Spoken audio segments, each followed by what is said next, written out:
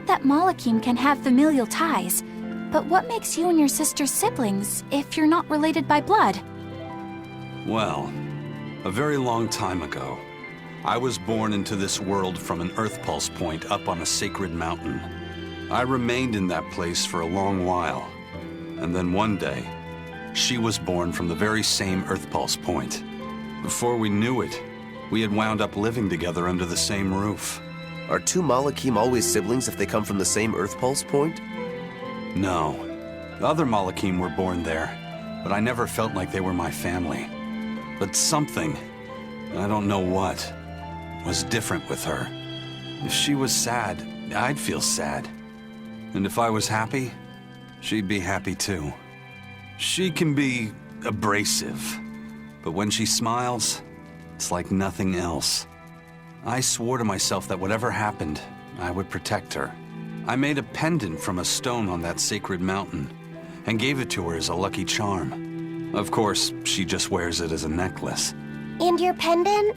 Did she give that to you? She had the same idea I had. She made the pendant herself and gave it to me as a good luck charm. Without either of us having mentioned a word of it beforehand, we each gave each other pendants in the same shape on the very same day.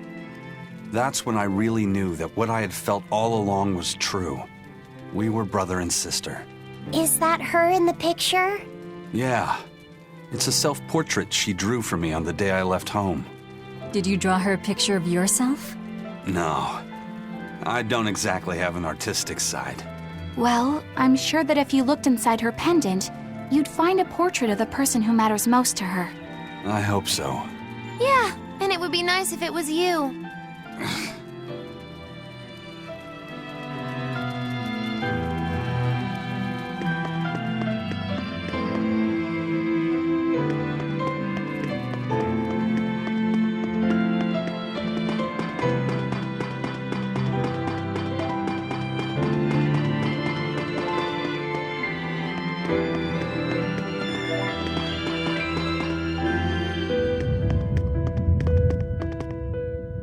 Ah, there you two are. Hi, teacher. Have you made progress deciphering the book? I have indeed. It turns out there was a second counting song. I've already transcribed it. Would you read it aloud for us, child? Okay. When the 8 malevolences overflow, in the culmination of mankind's despair, Innominat will bring an end to all peoples and restore them to time immemorial. 4 Empyreans shall wield a wrathful sword and cleave the great devourer, 2 asunder to sleep beneath the earth, as scarlet moonlight illuminates the evil. The nameless Empyrean hath one heart. The nameless Empyrean hath one body. Oh, yet more delightful material to keep us awake at night. If I'm understanding this right, it's discussing the specific nature of Innominat? That's what I believe, yes. When the 8 malevolences overflow in the culmination of mankind's despair, Innominat will bring an end to all peoples. So, when the world is at peak malevolence, Innominat will use that power to bring an end to all. Is that it? He's going to wipe out all of humanity? Is that what the Abbey is after? Is that why they've been trying to bring back Innominat? No, Artorias is not that kind of man. His 2 primary ideals are the many over one, and the restoration of order through will and reason. He sacrificed Laufey to protect this world, not to eradicate it. You mean that's who he is as far as you know, yeah? People change, Velvet. Perhaps the shepherd gave up hope.